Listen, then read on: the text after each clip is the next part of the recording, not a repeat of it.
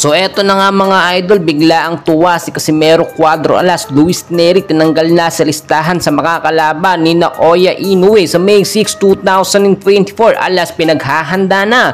And bago tayo magpatuloy mga kaibigan, please huwag mong kalimutan mag-like and subscribe and pahit ng notification bell. Maraming salamat po mga kaibigan. Tila nakajackpot etong si Casimero Cuadro Alas matapos nga po siyang paboran ng World Boxing Organization para pumalit nga po dito kay Luis Nery sa magiging laban nila ni Naoya Inoue sa May 6, 2024.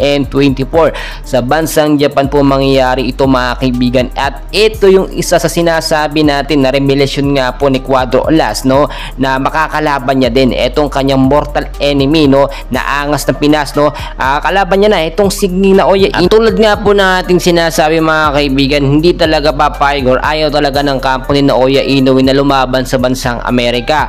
At dahil nga po itong si Luis Nery nakatotally ban sa bansang Japan, si Casimero po ang kinuha ngayon. So ang tinitignan natin dito, malaki nga bang tsansa ni Casimero angas ng Pinas na talunin lamang or talunin sa ilang rounds lang etong si Naoya Inoue. Kung titignan po ninyo ngayon, talaga medyo mahirap magsalita ng tapos dahil malakas din talaga itong si Naoya Inoue.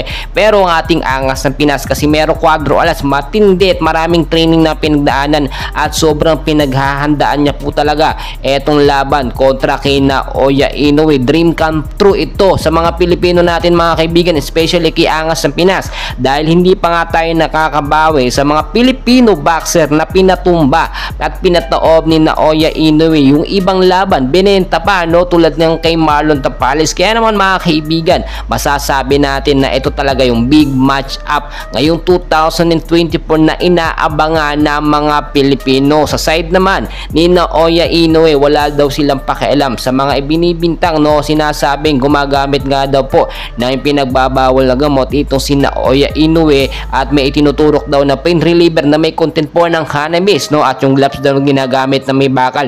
Hindi daw po lahat totoo yun. Sa kabilang banda, malalaman naman natin yan once na magsimula na ang laban. I-check or double check naman yung mga gloves na gagamitin kahit paboran po ng kampo ni Inoue. Ito nga po mga gloves na ginagamit, walang problema. Ayon din kay Alas, kayang-kaya niya ng talunin at pataubin etong si Naoya Inoue dahil matagal taon na talaga siyang gigil na gigil pa na labanan itong si Naoya Inoue. Kaya mga kaibigan, suportahan natin. Ang dami ko pang i-update para sa inyo, and please huwag kalimutan mag-like and subscribe. Maraming salamat po.